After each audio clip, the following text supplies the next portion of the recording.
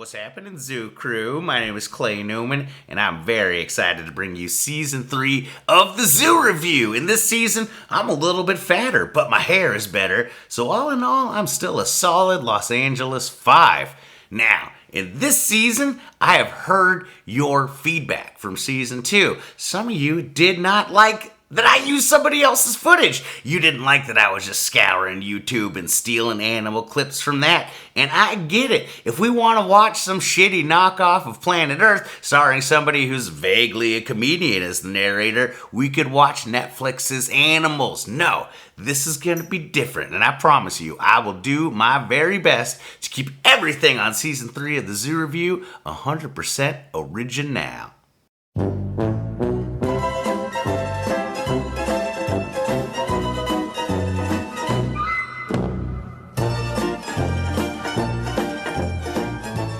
In this episode, we will be reviewing the European praying mantis. There are over 2,000 species of mantis, most of which are tropical, some of which, frankly, are a little bit much.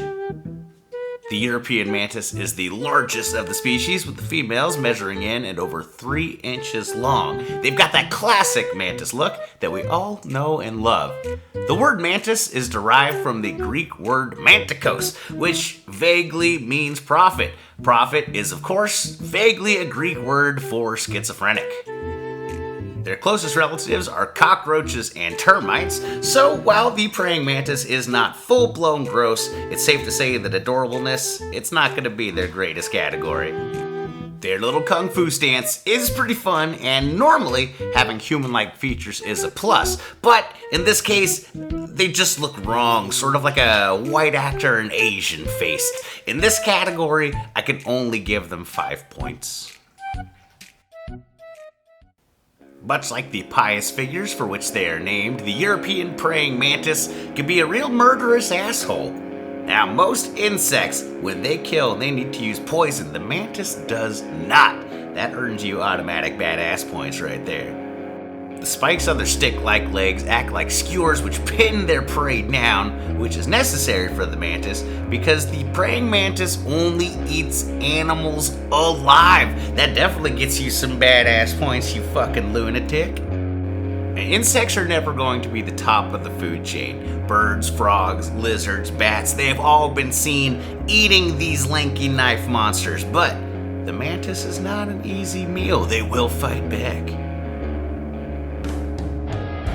Fact is, they are only 3 inches long, but in their tiny world, they are nightmare machines. And in this category, I'm going to give them 16 whole badassness points.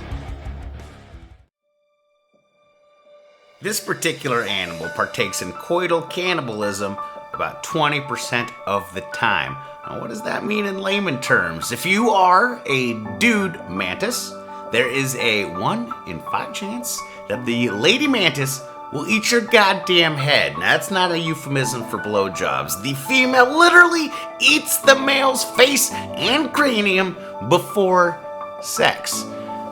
This is where things get weird. This does not mean the date's over. Actually, this is a great sign for the lady mantis. The male's head controls inhibition, and this can cause some hesitance on his part, because of the face eating.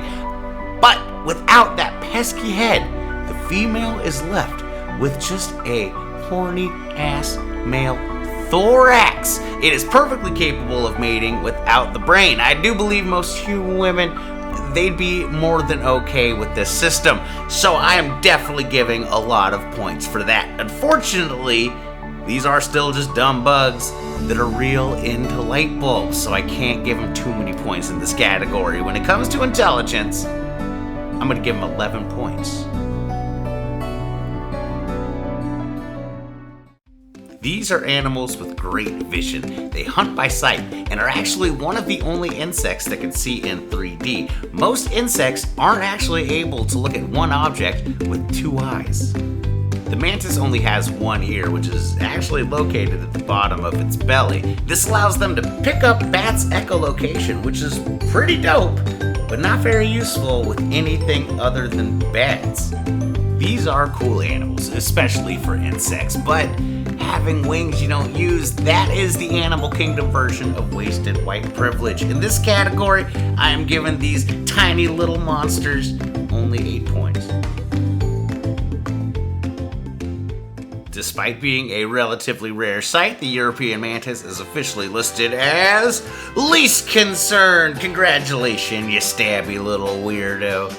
They have a symbiotic relationship with farmers, but they're not necessarily the best when it comes to pest control, because of the whole sexy face-eating thing and their general love for murdering other mantises. Still, the fact that the eggs can survive extreme cold, coupled with the fact that the adults can survive extreme heat, this really makes this an adaptable and survivable species. It explains the fact that they have populated both Europe and the Americas. People like them, they could be pets, and kind of aggressive farm tools. As far as survivability goes, I'm going to go ahead and give them 14 points. Well, the scores are in, the results are tallied, and the European praying mantis got itself 54 points. Not too bad for the first bug of the zoo review. Thank you guys for tuning in. As always, I'm excited to be back. I'm excited to judge some more animals for your amusement. Goodbye.